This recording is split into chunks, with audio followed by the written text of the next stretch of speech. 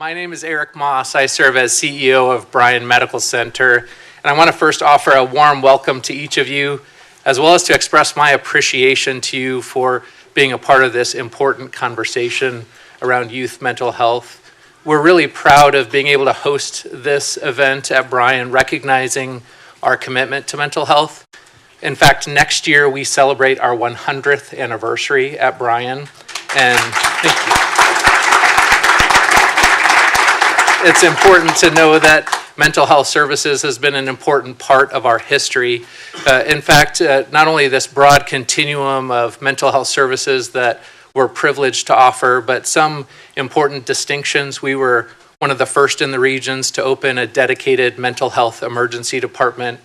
We opened our independent center for inpatient and outpatient substance abuse. And some of you may not know, in 1939, we were the first general hospital to offer inpatient adult psychiatric care.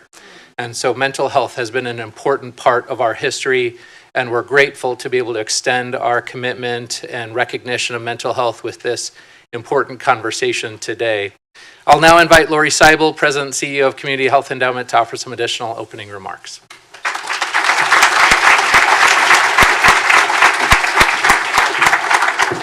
Thank you, Eric, and good afternoon, everyone. It really is a pleasure to be here. Just 10 or 11 days ago, we heard that the Surgeon General was going to be visiting us, and so many people sprung into action to make today happen, and we're really grateful for that. I do have to thank Bryan Medical Center for allowing us to come here and to use the space, but also their team. I have to call out Ashton Wyrick, who has been the point person for us on this project and who has just done a fabulous job. I also want to thank LNK TV, Melissa and Bo and their crew, who are, as we speak, sending this off into the wavelengths for other people to watch. And so just like Thanksgiving dinner, it's like there's a lot of work that leads up to it. It happens really quickly, and then they'll be here cleaning up when it's over. So I'm grateful for that. I want to thank the groups, and I'm not sure they're here today, but we did visit. Dr. Murthy was out and visited at North Star High School this morning, the Boys and Girls Club there. He saw the Aviation Center, visited with their Hope Squad, and also we took a tour of the Visionary Youth's mobile barbershop, where they also do mentoring. And so thanks to those folks for being such great hosts to the Surgeon General.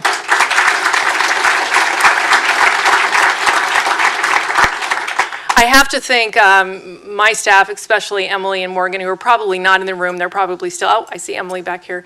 But I want to thank them because they both sprung into action, and this has been something they've been working incredibly hard on, as well as the Board of Trustees, of whom I serve, chaired so ably by Dr. Marilyn Moore, who is perhaps one of the biggest champions of children and youth our community has ever seen. So I'm grateful to them as well for supporting this effort.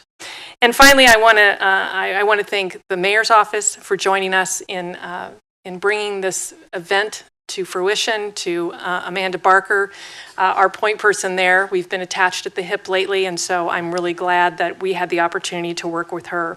And now I have the great pleasure to introduce the mayor. You know, I first met the mayor and her husband Scott when our children attended the same school, and from the moment I met them, I knew that they had a deep commitment to children, to youth, to their success, to their ability to prosper in this community, and that has not changed. And I think we've come full circle to a moment here where we continue to support children and youth in this community, only in a different capacity. And so it is always an honor to introduce the mayor, and it is my pleasure today.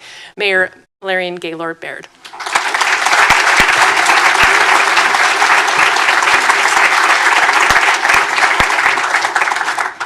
Thank you so much, Lori, for the introduction, for your friendship over the years and your leadership in our community. We're so grateful to you and the Community Health Endowment Board of Trustees and staff for your 25 plus years of commitment to making Lincoln the healthiest city in America. So thank you for what you do in our city.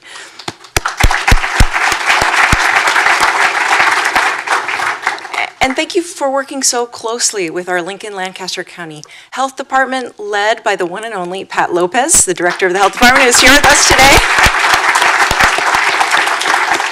And we really appreciate all you've done to make this community conversation come to fruition. Part of what makes our community so healthy is the extraordinary care and dedication of our healthcare professionals. And I want to thank the Bryan Medical Center CEO Eric Moss and his team here. Thank you so much for all you and your team do every day to save lives and to help the rest of us live our fullest. Thank you. And as you can see from this big crowd and the overflow, we are just really excited to be here. I want to acknowledge special guests in the room. We have City Council Chair Tom Beckius and City Councilman Benny Shobe. Thank you for your leadership and partnership and support of youth in this community. Let's give you a round of applause. We are just thrilled to be able to, and honored to be able to host the leading spokesperson of public health in America and the voice of a clarion call to address the impact of social media on youth mental health, to foster social connectedness, and to cultivate belonging as part and parcel of tending to our overall health and well-being. On behalf of our community, it is truly a pleasure to be welcoming today to Lincoln the Vice Admiral and Surgeon General of the United States, Dr. Vivek Murthy. And Dr. Murthy was confirmed by the U.S. Senate in March 2021 to serve as the 21st Surgeon General of the United States. Sorry about that feedback. It's not me. Phew! It's not me. I'm not the problem, it's not me. As the nation's top doctor, Dr. Murthy guides the Biden-Harris administration's efforts to support the health and well-being of all Americans, and he has worked tirelessly to address critical public health issues.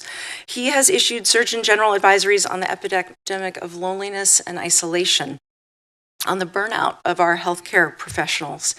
Dr. Murthy also issued a Surgeon General's framework for mental health in the workplace, and he is the first Surgeon General to host a podcast, one called House Calls with Dr. Vivek Murthy, where he invites guests and listeners to explore how we all can build more connected and meaningful lives. As Vice Admiral of the U.S. Public Health Service Commissioned Corps, Dr. Murthy oversees more than 6,000 dedicated public health officers supporting underserved and vulnerable populations. Dr. Murthy previously served as the 19th Surgeon General under President Barack Obama. And raised in Miami, Dr. Murthy received his bachelor's degree from Harvard, his medical degree from the Yale School of Medicine, and his master's in business administration from the Yale School of Management.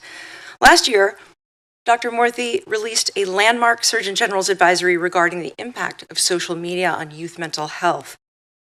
Interest in this topic has just continued to climb, as have rates of anxiety, depression, and other mental health challenges post-pandemic.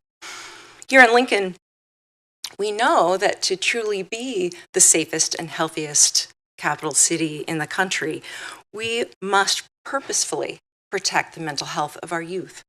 We are so thankful that Dr. Murthy is here today to share with us his brilliant mind and his beautiful heart, which will endow our community with valuable insights and guidance as we together continue to work to give our youth an even brighter future. I want to say thank you to each and every one of you here in the audience and tuning in for making this a true community conversation. Your give and take is what leads to taking action that gives our community members an even safer and brighter future. And we know good conversations become great ones in the hands of a skillful moderator. So I want to thank Michelle Suarez for guiding today's conversation and for providing such incredible leadership in our community, both as an educator and principal, as a former city council member and a current board member of the Community Health Endowment. Lincoln author and renowned clinical psychologist Mary Pfeiffer has said that, quote, "Paying attention is the purest form of love."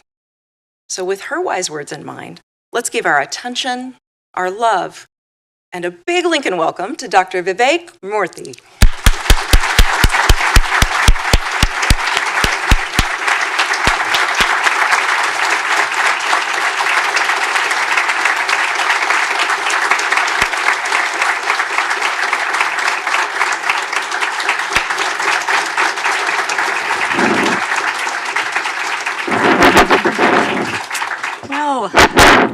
Dr. Murthy, a warm welcome to Lincoln, Nebraska. Thank you for being here. We're honored to have you here. Well, I'm so glad to be here. This is my first trip, actually, to Nebraska. And I'm just, I've been wanting to come here for a while, but I'm just thrilled that this finally I was telling the mayor and some of our security officers earlier today just how nice everyone has been who I have encountered here, including people on the street, people in restaurants. So I know that's the character of the community, but I'm so grateful for your warm hospitality. Thank you. Great, thank you. Well, we have some prepared questions, and then later on we'll hope to have some questions from the audience. The Surgeon General advisories are issued for significant public health challenges that require immediate action and attention. So an example of that would be the Surgeon General's warning on tobacco packages. So what led you to issue an advisory on social media and youth mental health? Well, so, I was thinking, as I do my work, about the conversations that I have with people around the country. And I think about it in part because one of the first things I was taught in medical school by my professors was that if you listen long enough to a patient, they'll usually tell you what's wrong with them, which is a problem because I think as doctors, we interrupt 19 seconds into the conversation or something of that sort. So I was trying to, when I first served in the Obama administration, as Surgeon General, I was trying to do a lot of listening in the beginning. And that actually gave me a lot of insights into shaping my agenda. I actually had a whole agenda that I had, shared publicly with the Senate during my confirmation hearings. And that shifted significantly once I started doing these listening sessions because people had just started talking about issues that were on their mind, that were worrying them, that I realized we had to focus on. One of those issues actually has been social media.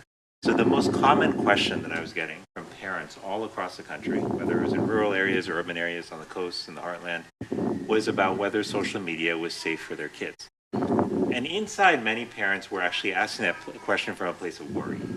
They were looking at what was happening to their children, and they were feeling like something was not quite right. And they were worried that technology was playing a role in that. So it was to answer that question that we ultimately put together what became the Surgeon General's advisory on social media and youth mental health. And in that advisory, we came to two conclusions. One is, to the question of is social media safe for my kids, there certainly is not enough evidence to say that the answer is yes. And in fact, the second conclusion we came to was that there was in fact mounting evidence that there were in fact harm associated with social media use that our kids were experiencing. And a couple of the data points I'll share with you, which really stood out to me. One was that when adolescents use 3 hours or more of social media a day, that's associated with a doubling in the risk of anxiety and depression. This is particularly concerning because you know how much the average amount of daily use is today among adolescents? It's 4.8 hours, right? So it's well above that threshold. The other point that was concerning to me was a statistic about what young people themselves were saying, which is they were telling us, nearly half of adolescents, that using social media made them feel worse about their body. And that's very consistent with the feedback we get in roundtables, including the one today that I did with high school students here in Lincoln, where they say that being on social media makes them compare themselves constantly to other people.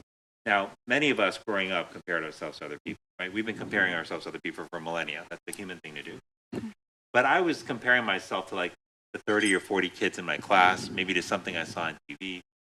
But now, like, if you're a young person using social media, you may scroll through thousands of images in a given day. Many of those may not even be real. They may be photo edited or doctored in some way. But the funny thing about the human brain is even though you know that they may not be doctored, that they may not be entirely real, you still compare yourself to those photos. And young people are telling us that they feel worse about their bodies as a result of that. Like this, there were just more and more statistics that were telling us that there was real harm here. And that was a reason that I thought it was really important for us to put this out, because in addition to calling attention to the fact that there are harms, in addition to validating the concerns that so many parents had, and the thing that made me feel terrible is that many of these parents did not necessarily have scientific backgrounds. They would doubt them, right? And they would say, well, I'm not really a scientist, I'm not really a public health expert, so maybe I'm just worried about nothing. But a lot of times, parental instincts are right. And in this case, I think parent instincts were telling them the right thing, which is that there was something wrong. with how technology was actually impacting their kids. But the last thing I'll tell you is that we really wanted to not just describe the problem, but to really lay out what the solutions be. And that's what we dedicated a significant portion of the report to, was talking about the steps that we need to take as legislators, as in terms of the platforms, as parents, as schools, to actually start making social media safer and protecting our kids from some of the harm that they're experiencing today. Thank you, Dr. Murthy. You certainly struck a chord. We have an overflow building. Okay, thank you. This will be so much better. Trying to balance. Great. So you struck a chord in our community with this topic, social media. We appreciate the comments about the harms and the idea that it's not a safe place necessarily, but there are some positives. Could you talk a little bit about the positives of social media? Absolutely, yeah. And because there are mixed benefits and harms, which we detail in our advisory. And some of the benefits that the young people themselves will talk about is that sometimes social media can help them stay in touch with people. Sometimes it can help them find a community of people who have shared experiences or backgrounds, whereas they may not find people like that, like who are geographically close to them. And sometimes it lets young people express themselves creatively in ways that they might find harder to do, like in person.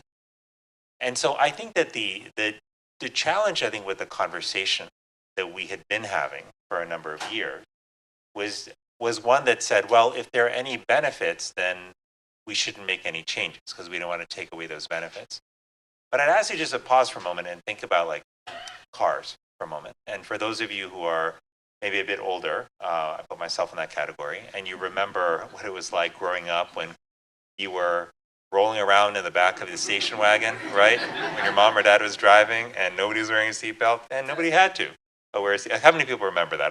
That was my experience. Yeah, so everyone, right? Like these were times actually, like you think about the 70s and 80s, when the rate of fatalities from car accident-related deaths was actually pretty high, right? And what we didn't say in that circumstance is we didn't say, well, cars are helping people, though, get from point A to point B. So we really shouldn't, rock the boat here. Just don't change anything. Just accept all of those deaths as a price of modernity. Like, we didn't say that, right? We also didn't say go back to horses and buggies and get rid of these cars. But what we said is we have to make the cars safer because we want the benefits, but we don't want the harms. And that's actually the approach we have to take here with social media. We can acknowledge that there are some benefits, but what we should not do and cannot do is say that some benefits for some kids justify significant harms for many kids. Right? That's just not a balance that we should be okay with, that we should tolerate. We should push to make these safer, and we should push to have the evidence that they are in fact safer. So one of my concerns has been when platforms say, well, we've taken many steps to make our platform safer. I'm glad for that, but I want to know, have they actually worked to make the platform safer?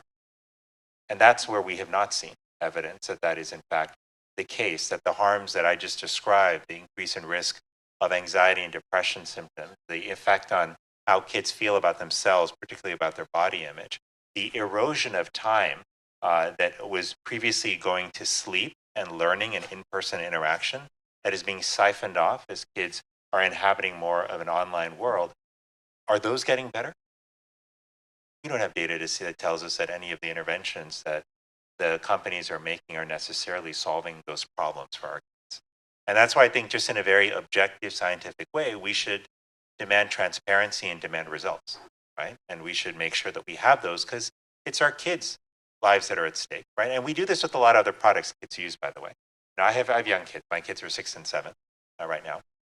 And, when we bought a car seat initially for them, when we thought about what kind of formula we should use, because we use formula for my son when he was a baby. Like, these are all times where we had to rely on an external standard that was established and that was implemented to make sure these are safe, right? Because it would be pretty unreasonable to tell a parent, before your child gets in the car at the age of 15, why don't you go inspect the frame, inspect the brakes, check out the engine, make sure this thing is, worthy of, driving on the road and sustaining during an accident. Like, we don't say that. We also don't say, go analyze every bottle of baby food that you buy, all the baby formula, to make sure that there's no contamination, because we know that's an unreasonable expectation to place on parents. And right now what has happened is that we have placed the entire burden of managing a rapidly evolving technology that we never grew up with on the shoulders of parents. We've asked kids to use the force of their willpower to limit their use, even though in early adolescence, they're at a stage of brain development that makes it hard to control impulses, that makes it more susceptible to social suggestion and to social comparison. And so what has happened is we have kids using these platforms that are designed with some of the most talented engineers in the world, using some of the most cutting edge brain science to maximize how much time they spend on them. So when you tell a parent, hey, figure it out, when you tell a child, develop more willpower, you're essentially pitting a child and a parent against some of the most well-resourced companies and talented product engineers in the world. That is a definition of an unfair, right? And that's what parents are up against. And so I don't think it's a surprise then when you look at surveys and you see parents saying that the number 1 and 2 reasons why they believe parenting is harder now than it was a generation ago is because of technology and social media. It's not because parents are less competent than they were a generation ago. It's not that kids have a genetic deformity in the willpower gene compared to prior generations, right? What has changed is the environment around them. And it's our job as a society to make that environment safer so that the burden on parents and kids is much more reasonable and manageable. Thank you, Dr. Murthy. This leads us to our next question. Social media is everywhere. Its use. Parents can feel helpless and overwhelmed about what they can do to safeguard the mental health and well-being of their children. What can they do? What suggestions do you have for parents and caregivers to create a better environment for social media use? Yeah, well, this is something I honestly think about a lot for my own kids, because even though you might think, oh, your kids are small, you don't have to worry about this yet. They're 6 and 7.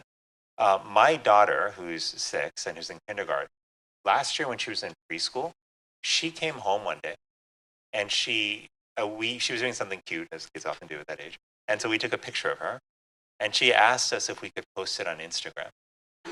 Now, she was in preschool. We actually don't use Instagram like for our personal accounts, like my wife and I.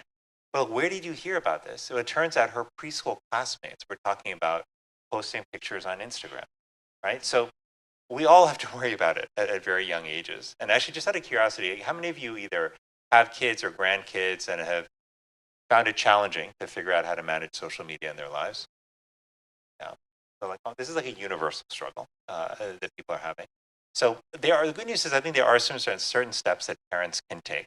And I'll talk about those in a moment. But I want to say that one of the most important things that we have to do, though, is make sure that we actually put safety standards in place, which means we need our legislators to take action here as well. And some, states on their own are trying to figure out what they can do because there hasn't been federal action, from Congress, to put in place a national safety standard that all platforms must adhere to. And while I certainly can appreciate states trying to do that, I think it is far better for us if we don't have a patchwork of solutions, but if Congress actually puts in place a solution that can support every family, right? That puts in place a standard that we can all believe in, that can actually be implemented. And look, social media has been around for 20 years. I think the fact that we have no meaningful safeguards that have been put in place by our federal legislators during that time period, to me, is outrageous. It represents, I think, a fundamental failure of our sacred responsibility, which is to take care of our kids. And that's why in our advisory, I specifically called on Congress to stop the delays and to actually put in place safety standards with teeth and to implement them, and to do so with the input of parents and with the input of kids to make sure this works for our children and families everywhere. Because, again, we need to support families in this regard. Can't leave it all, put everything on their shoulders. But I do think that there are steps that families can take while legislators are putting those safety standards in place. And none of the things I'm going to tell you to do are easy. Let me just say that at the get-go. And all of them are hard if you are doing them alone. which is why I think one critical thing we have to do as parents is we have to support one another and partner with one another in doing this. Because when your child comes up to you and says, you know, Susie and Johnny and Katie are all on social media, as is every other member of my class. That's where everything is happening. Do you really want me to be left out? Do you want me to be alone and isolated? What are you supposed to say as a parent, right? That's a very hard position to put you in. No parent wants to leave their kids like isolated and make them feel left out. But if you're able to say, hold on, back up, I talked to Katie and Susie and Johnny's mom. I talked to their dad, and we all decided that we're actually going to wait until you start using social media, or we all decided we're going to put certain restrictions in place, then it becomes a lot easier for kids. This is something I actually, when I was with the high school students earlier today here in Lincoln, it's something we actually talked about, because there are a couple of classmates of theirs whose parents said, you know, we're not going to let you use social media yet, and so they've been off of it. And I said, well, what is their life like being off social media? They said, well, they seem to know less about like everything that's going on throughout the high school, but they're really involved in a lot of activities. They have good friends, they hang out with us, and they're part of our community. So they seem pretty happy. But the point is, this is a lot easier to do when we're together. So what are the things? So first thing I would do, and everything I'm telling you is the things that I'm planning to do for my own kids. And I'm planning to partner with other parents to do this too in our school community. The first is to try to delay the use of social media until after middle school, at a minimum. And the reason for that is because it is in middle school, early adolescence, that kids are at their most sensitive phase of development when it comes to, again, sensitivity to social comparison, when it comes to impulse control, when it comes to their sensitivity to social suggestion, right? So if you can protect them during that critical time, that's really vital. The second thing I would do is, if your child is already on social media, is to think about a few key areas in their life that you can protect by making them tech-free zones. And so here are the areas that I would consider. They're all areas that are vital to their development and growth. The first is sleep, right? So right now, about a third of adolescents are staying up until midnight or later on school nights using screens, and much of that is social media use.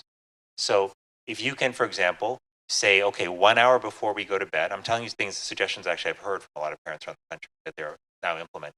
You can say an hour before bedtime, all phones go in the kitchen, they're going to be charged, and you get them back in the morning. So you're not like getting up every 2 minutes looking at them for when you get up to drink water, but then you're on social media for like half an hour. Like you think you're going to bed and you're just lying there in bed, like I'll just scroll for 10 minutes and an hour and a half later, you're still there.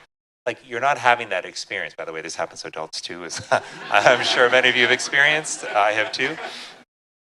But so that's one thing, protect sleep. And by, an hour before sleep and throughout the night, you keep the device away. The second is to protect in-person interaction, to make that a tech-free zone. And that could just start with dinner time, right? When you're all together at dinner time or whatever other time works for you during the day, say, you know what, for this hour that we're together, everyone's putting their devices away. Okay, and we're just gonna actually talk to each other. As like 20th century as that might seem, we're gonna actually look at each other and talk to one another. The third area I would work to protect is learning, right? So one of the things I was actually really happy to hear from the high school students earlier today was that they have a policy in their school where there's no phone use allowed during classroom time, right? And that's really important because it's like, it was hard enough to like learn geometry and economics and history, like when you're paying attention. Like when you're also trying to post and look at what somebody else posted and scroll through your feed while you're learning, I mean, that's just very, very difficult. And so making sure that learning time in school as well as, at home when your kids are doing their homework is advisory can also help. So those are three areas I would consider. But the last thing I would just suggest is that there's great power actually to the example that we set, like for our kids. And I say this knowing that like this struggles that kids have with devices, a lot of adults have too. A lot of parents, right? These are not designed, to make it easy to put down, right? And we too get sucked into comparing ourselves to other people a lot. I've seen in my own life over the years a shift in my mood when I'm feeling great, having a good day, then suddenly I go on social media, like look at the stuff. I'm like, oh my God, this person's doing that. Should I be doing that? Like, what's going on here, there, da. So that's led me to have to put like barriers and boundaries in my own life around social media. So if we can demonstrate and lead by example in our children's lives, it just goes a long way. Because as my good friend told me, like before I had my first child, he said to me, Vivek, I know you're about to become a parent, so let me drop some knowledge on you here. He's like, your kids may sometimes listen to what you say. Sometimes. He said, but they'll much more often listen to what you do. And even though you think they're not looking, they're not watching, they're taking their cues from you about what's okay, what's not okay, where the boundary is. So I've tried to remember that advice in my own life. And and sometimes I have failed. I remember one particular day coming home from the office. This is when I was serving near my first term. And my son was born when I was actually serving during my first term, which created all sorts of other challenges. But the thing that I was making sure to protect was his bedtime and bath time in the evening, right? So I would make it a point to come home, and my wife and I would give him a bath. We would read him stories, we'd feed him dinner, we'd get him ready for bed, and we put him to bed. And at some point in the middle of the bath routine one day, my wife turned to me and she said, "What are you doing?" And I realized that even though that was my sacred hour of the day where I was with my newborn child, that somehow my hand had snuck into my pocket and pulled out my phone, and I was scrolling through my inbox and looking at something on the news. And she said, she very calmly, and my wife is very calm, by the way. She's she's a saint. But she just said to me, "Do you really need to be doing that right now?" But even though she was calm, I cut like a knife, And I can actually still feel the guilt that I felt. But I was like, but we all have those struggles, right? And it took her just, helping hold me accountable in that moment. And I've remembered that ever since. I'm like, you know what? I don't need to be doing that.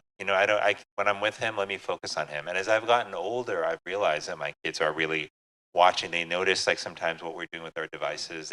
Sometimes when my wife and I are talking to each other, every now and then, we'll check something on our phone when we're talking to each other, and we notice that they reference that. These kids, whatever.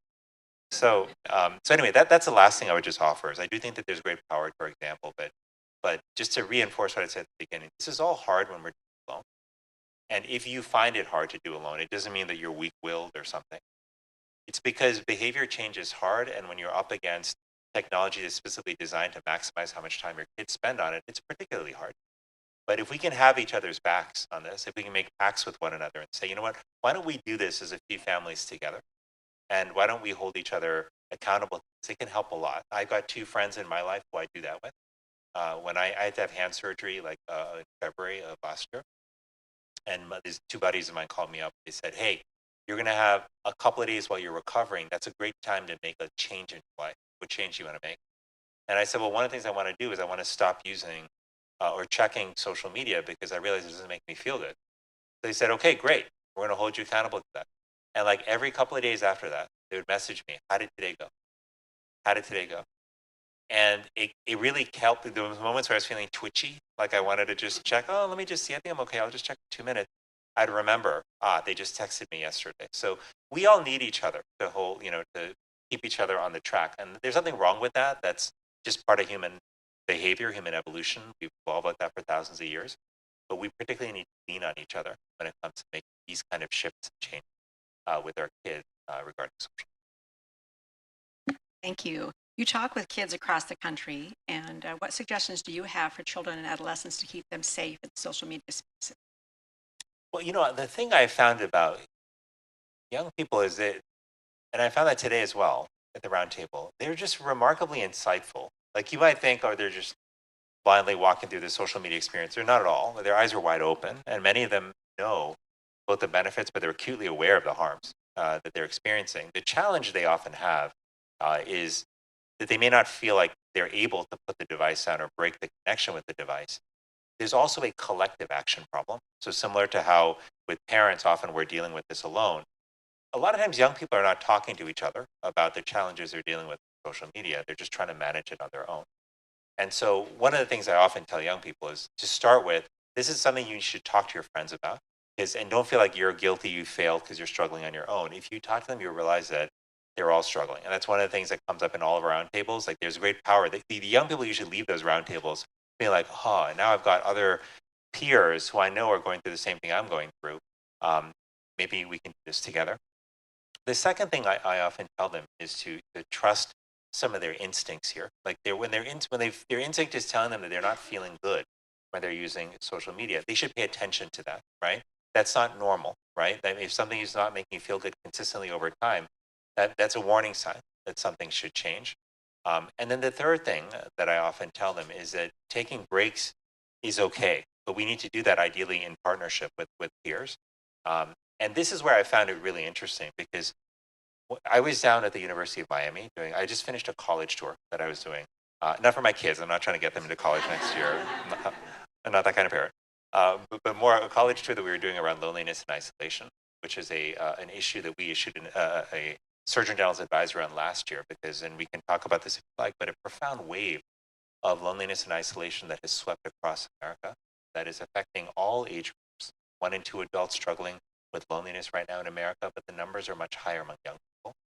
And we have found that when people struggle with loneliness and isolation, they're socially disconnected. It's not just a bad feeling, but it actually raises their risk for anxiety, depression, and suicide. It also raises their risk for heart disease, for dementia, for premature death. So much so that the mortality impact we see with social disconnection is similar to the mortality impact we see with smoking daily. It's even greater than the mortality impact that we see with obesity. And think about this, smoking, obesity, we think about those as classic public health issues, right? But it turns out that loneliness and isolation are issues that are just as profound in terms of their public health impact.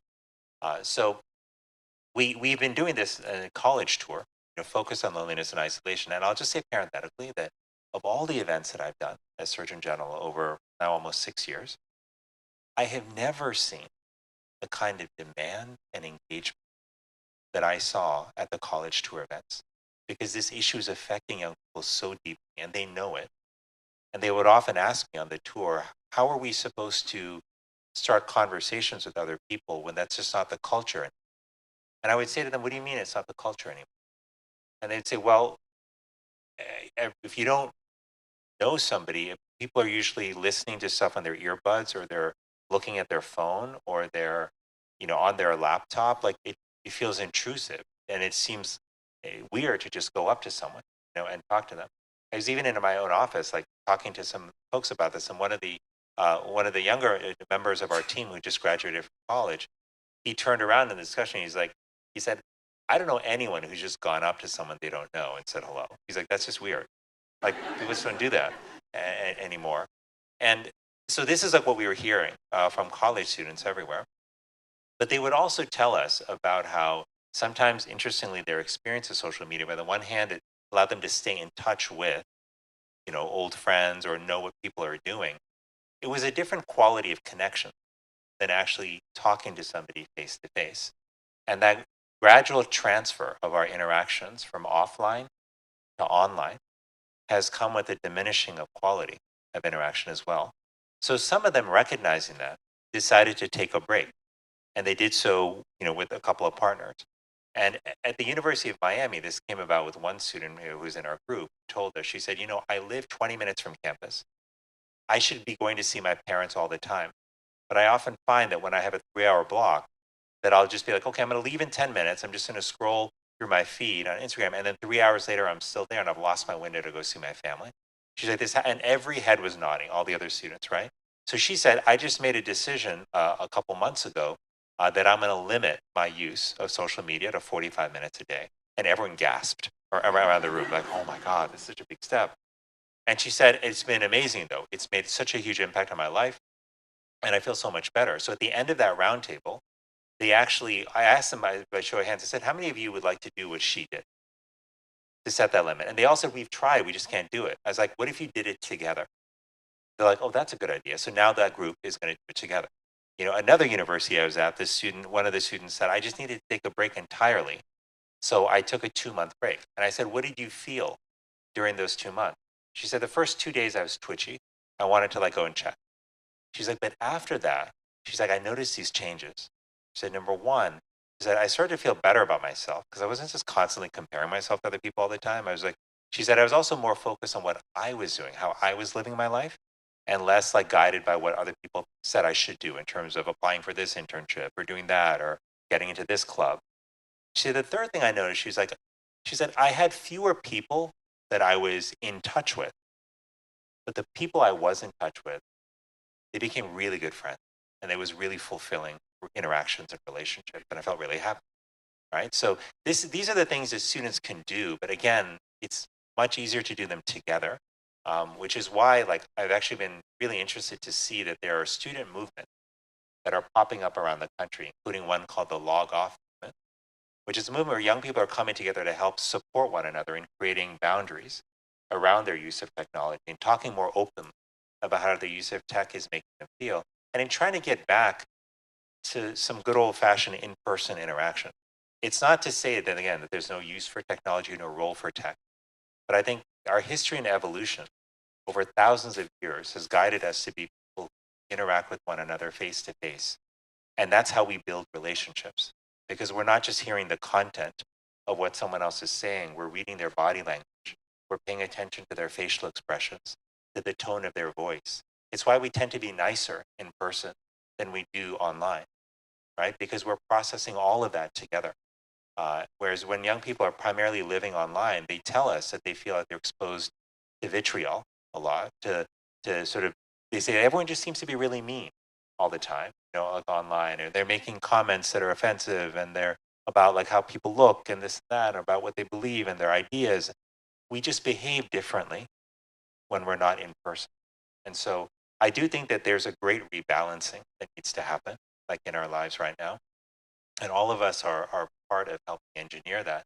I think it's just vital though, because if we don't do it, stories and statistics are telling us that our children are not well. We are living in the middle of a youth mental health crisis that has claimed too many of our kids' lives, and far too many, you know, kids who have lost their happiness and well-being.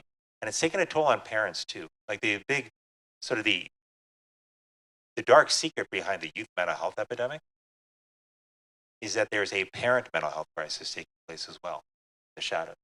If you look at rates of depression and anxiety among parents, are remarkably similar to what they are among. And I don't think those two are unrelated to one another. So we help kids, we can help parents as well.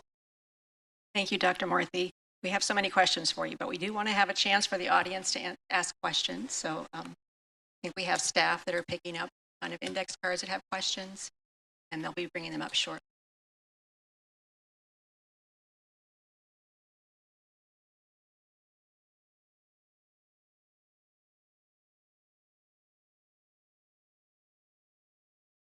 While they're collecting other questions, this is one of the ones we have. You visit with youth all over the country. What are they saying about their social media use, and do they worry about it? And you did reference that. Would you add anything to that question? Yeah, I know we talked mostly about this. I'll just say that they think about this a lot, and they talk about this everywhere I go, and they're worried about it, and they need help and support working through it, which is why I think it's one of the most important public health issues we've got to address. This question says, how does social media impact loneliness? So what's the connection with social media use? Well, I think that if social media can be used as a bridge to offline connection, it would be powerful. There were two groups I encountered 2 weeks ago when I was in London. Both started by young people. One was called the Lonely Girls Club, which was started on a few different social media networks. The other was called Andy's Men's Club, which was started by a rugby player whose brother took his own life. And both of these, use online interactions to gather people and then to set up the opportunity for in-person interaction. And I think that that can be really powerful. But I think that if we don't protect fiercely our opportunities for in-person interaction with families, with friends, with members of our community, that's when I think we lose out. I think the pendulum has swung so much to one extreme for young people that their comfort with in-person social interaction has also diminished, because our social comfort is like a muscle, right? If we don't use that muscle, it gets weaker over time. It doesn't disappear, but it gets weaker. And then the next time you need to go and use it, it can feel harder or uncomfortable. Just like if you've, like, how many people have ever been on a gym routine and fallen off? I know nobody here, but I'll raise my hand. Okay, all right, some of you. Those of you who didn't raise your hand, I know you just don't want to admit it, but it's okay. But like if you think for a moment about when you fell off the routine and the day you got back on, like what was it like to go to the gym that first time? It's probably painful, right? Probably didn't want to go. It's probably the weights felt heavier. The run felt more exhausting, right? It was just harder. But then you went the next day, got a little bit easier. You went the third day, got a little bit easier. and then you felt better, like overall. And our social muscle is very similar. During the pandemic, many young people say they felt like they aged backward in terms of their social skills because it hit them at a particularly sensitive time of social development. And so now, even though we think, hey, everyone's been back interacting for a couple of years, but for many young people, they often say that it still feels like they're not back to where they were socially, pre-pandemic, and that muscle is still weak. So we've got to build that back up. And I think creating opportunities for in-person interaction, making schools places where kids can actually focus on each other instead of their devices, having those boundaries at home in terms of those tech-free zones we talked about, that can all help them build back that social muscle, which is really vital for their health. Thank you, Dr. Murthy. This question is about places or countries that seem to be getting things right in terms of social media safety. Examples you would point us to. Yeah, well, interestingly, I mentioned I was just in the UK recently. In the year 2020, they actually did pass a law that's essentially similar to what California did, which was an age-appropriate design code, which was designed to actually create safety features on these platforms that are used by kids. And now that is the stages of being implemented. I think, and Europe has also taken steps here. These all show us that it is possible to make progress, right? But we have to be very intentional about doing it because this is a complicated issue. No question about it. But I don't know. I just think about this as a father, and I think, and for those of you who are parents or grandparents who have kids that you care about in your life, if I told you that your child was in imminent danger, right? I suspect that there is nothing that you would not do to go protect your child. You would drop work, you would drop anything, you'd get in your car, you'd go wherever you need to go, you would go do what needed to be done to protect your child. And that's why as a father, I look at the threat that our kids face in terms of the mental health impact of social media. I look at the rising rates of anxiety, depression, and suicide. I look at the depths of a mental health crisis that is hurting and pulling apart families all across America. And I ask myself, what could be more important than protecting our children? Like, why aren't we pulling out the stops in terms of rules and safety features and requirements to make sure our kids are protected? Like, yes, I've been in DC for some years doing this job. I understand the culture of DC. I understand, the complexity of politics. But at some level, we can't be paralyzed by the complexity of the issue. We can't be paralyzed by politics. We have to fundamentally ask ourselves, what is more important than our kids' well-being? And the answer should be nothing. And then we should use that motivation to get the job done. And so that's the message I keep pushing there. But it's the message that, frankly, people need to hear from parents everywhere. Because, again, I just think that the wisdom and instinct that individual parents have of doing everything to protect the health and the well-being of their kids, that's the same wisdom that we have to bring to the lawmaking process when it comes to making social media safe. Thank you, Dr. Murthy. This one has to do with mindfulness. It says, I know you are a proponent of mindfulness. Can you anticipate a time when an intentional mindfulness curriculum will be a part of the K-12 education as a way to address social media addiction, loneliness, and isolation, and other public health issues? Oh, that's a really good question. Well,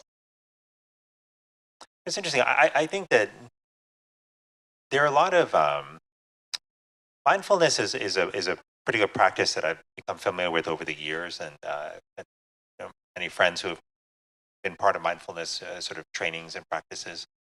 But the point of mindfulness, so I want to zoom out from that for a moment and just sort of say that the point of mindfulness practice is to allow us to quieten the noise around us and allow us to sort of focus on our inner peace.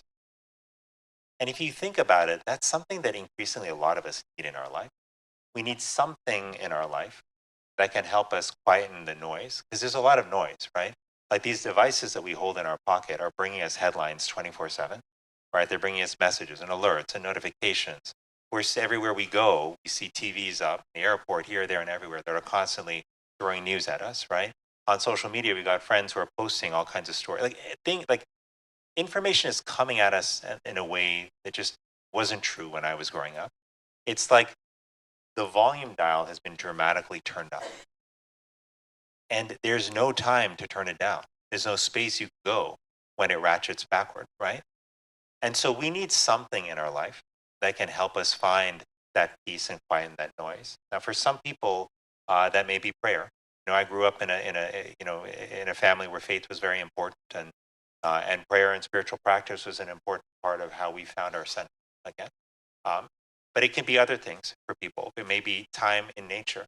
Nature has extraordinarily healing properties, and it can be an incredible source of peace. But we become over time more disconnected from nature. That may not be true here in Lincoln, where you're surrounded by a lot of beauty, and you might have a chance to actually get out, perhaps more than folks who are maybe living in Manhattan or other cities where they're in a bit of a concrete jungle. But the point is that whether it's your spiritual practices, whether it's nature, whether it's a practice like mindfulness meditation, we need something in our lives, and our kids also need something in their lives that they can reach for to help quieten that noise and feel grounded. Because the truth is that it's our grounding, right, that helps us be rooted during storms, right? The storms that will come in our life, right? And right now, and my mother, this is something my mother taught me. My mother was my first sort of spiritual teacher, if you will, in life. And she always taught me, she said, like, when your faith is strong, when your ties to family are deep, when you feel like you're committed to your community around you, she said, those are your roots.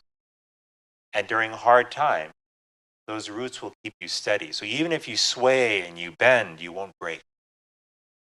But when you don't have those, when people are struggling with loneliness and isolation, when they don't have other tools in their life, and we've seen a decline in participation in faith institutions, for example, over the years, and participation in service organizations, in recreational leagues, when you don't have ties to family, to friends, to community, to purpose, then you don't have those deep roots. And then when storms come, then you fall over. And not even just storms, but sometimes even just regular, events in life. And that's why sometimes when you talk to people right now, so many people across America tell me, younger and older, that even routine adversity today can feel utterly overwhelming because they feel like they're at the end of their rope. They're dealing with a whole lot, but the resources that they used to have that anchored them have also dried up and shriveled and diminished over time. Right? I think as human beings that we're remarkably resilient when we are tethered to one another, when we have something that we believe in, a strong sense of purpose. Right? We can endure extraordinary hardships, the things that like humanity endured during World War II. Right? The things that challenges that we have faced. I remember growing up and experiencing Hurricane Andrew in South Florida in 1992, when that hurricane Category 5 blew through South Florida and leveled homes. I watched pieces of homes fly by, and as I was sheltering, like in a building with my mother and father and sister, it devastated the entire community. But because people were bound to one another in the days that followed, like neighbors took care of neighbors, people brought food to one another, they rebuilt that community even stronger than before the hurricane. We can do incredible things as human beings, but we can do them when we're rooted, when we're tethered to one another, when we have a purpose that we believe in. And that's what we have to make sure our kids have. One of the things that worries me is when I go to roundtables with young people and I ask them, well, how they define success, right? And what they tell me about is how society is telling them to define success. And they say, society is telling me that I've got to build my brand to be successful. They use that term a lot, build my brand. I got to build my brand, right? And what does it mean to build your brand? Well, to build my brand means that I've got to get a lot of followers on social media. I got to become famous, because they look at these people. I got to become an influencer, right? Now, not doing all that is fine, right? There's nothing against somebody who wants to become famous, right? There's nothing wrong with somebody who wants to become an influencer. The key question is that going to bring you fulfillment and happiness? And we play that experiment out. And I will tell you, from the many people I know who are rich, who are powerful, who are famous, many of them are fundamentally unhappy. And what many of them will tell you who are happy is that it was not the fame, the power, or the wealth that made them happy. They thought it would, but then they realized at the end that it was something else. And that something else is what I learned actually from my care of patients over the years. Because I had the privilege as a doctor of sitting with patients toward the end of their life, in the last few days of their life. and holding their hand and listening to their stories as they reflected on what really mattered in their life. And they didn't talk about how many followers they had on Instagram. They never talked about how much money was in their bank account or how big their corner office was. What they reliably talked about across the board was their relationships. They talked about the people they loved, they talked about the people who loved them, they talked about the people they wished they had spent more time with. See, because in the final analysis, when only the most meaningful strands of our life remain, what rises to the top are our relationships. They're our most important anchor to one another. And it's why it's so essential that we cultivate and build those relationships in our lives and in our children's lives.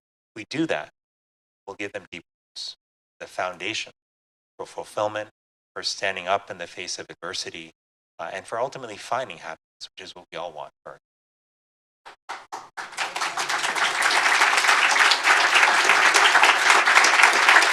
Thank you. Thank you, Dr. Murthy. One of our goals in Lincoln is to become the healthiest city in the country. And your words of wisdom and expertise will echo and reverberate across our community so we can take some action in this important issue. It's been a delight to have you here, and we hope you come back. Oh, well, we're inviting you back already. Well, that's very nice of you. No, that's so kind of you. I really appreciate this, the commitment of the community, that certainly our mayor here in Lincoln, as well as the endowment, to really invest in health and well-being here. And I know our time is running to a close. I'll just maybe share one last thought here, which is that I think it's going to take this kind of community focus for us to rebuild that foundation for health and well-being. But I also want to say that I do think that that our greatest strength, I feel, as communities, as a country, have not always just come from the kind of institutions we've built and the places where we've invested our resources, but they've also come from the fundamental values that we have decided are important, that we want to invest in kids. I'm the son of immigrants who came here from India many years ago. And when my parents came, I remember growing up about the image of America that they imparted to me, because it wasn't easy for them to come to America. They had to fight to come to this country. They really wanted it. And I asked them why.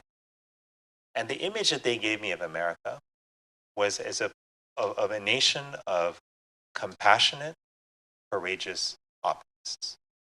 That's what they told America. They said this is a place where there are all kinds of people, they believe different things, they have different backgrounds, but this is a place where they aspire to do big things, to look out for one another, and even in the face of adversity, to be courageous and bold. And they liked that. They wanted their son and their daughter to grow up in a country that judged people not by the color of their skin or what caste they were from or what their accent was like, but they judged them by their willingness to work hard, their willingness to be a part of a community. They recognized that just by being a human being, they had fundamental worth, right? That's what they wanted. And to me, those values are still true, right? They're still important. At times, it may feel like they're buried, under all of the challenged and polarized conversation that we see in our country right now. But I do think that we have to keep these core values at the forefront as we rebuild the foundation.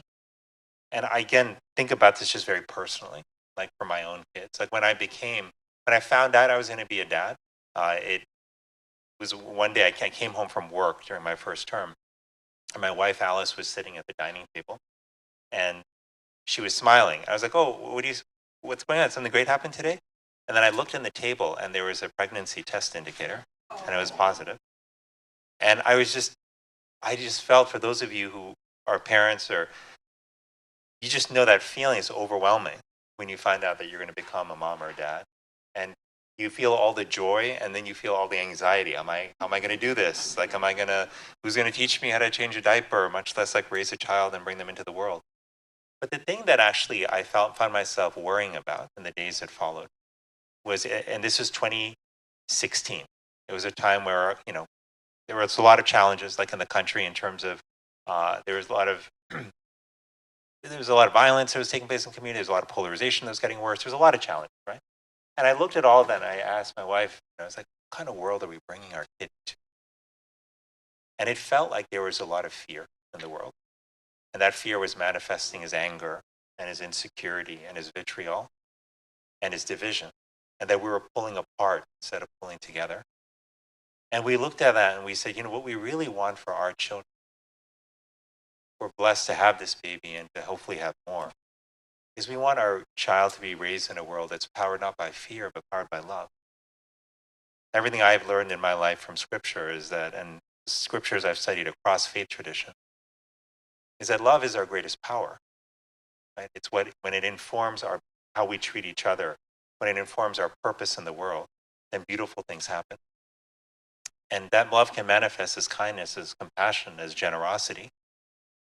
But I thought with my kids, like that's what I want for them. Because when my kids stumble, I want to know that there's somebody who's going to be there to lift them up. I want to know that when somebody else stumbles, that my child will go and lift them up too. Right? I want to know that if my kid makes a mistake or uses the wrong word with the best of intentions, that he's not going to get castigated or looked down upon, but that somebody will give him the benefit of the doubt and will pay attention to his intention, even if the words came out wrong. And I want him to do the same for others. Like that's the world that I want for all of our children. A world that's driven by love, that's powered by love, that's fueled by love, not by fear. But the work of building that world is a work that all of us have to do together. And every time we reach out to somebody from a place of love, whether it's to recognize that someone's having a hard time and to just offer a kind word, or whether it's to bring somebody into a circle who may be feeling lonely or isolated, or even ourselves to be bold enough to ask for help when we need it. Those are moments where we tip the scales in our world away from fear and towards love. That is the most important task I feel that we all have before us, because we have it within us to create such a world. And if we do, we will thrive and our kids will thrive. And if we do so, I hope we will always remember that of all the medicines that we have in the world, we've got some powerful ones. I've written prescriptions for many of them over the years as a doctor. But I can also tell you that there's no medicine that's more powerful than love and its ability to heal, to bring us together, and to help us forward. So that is my hope for Lincoln. That's my hope for all of America. And that's my hope for what we can do together. Thank you so much. Thank you. Thank you.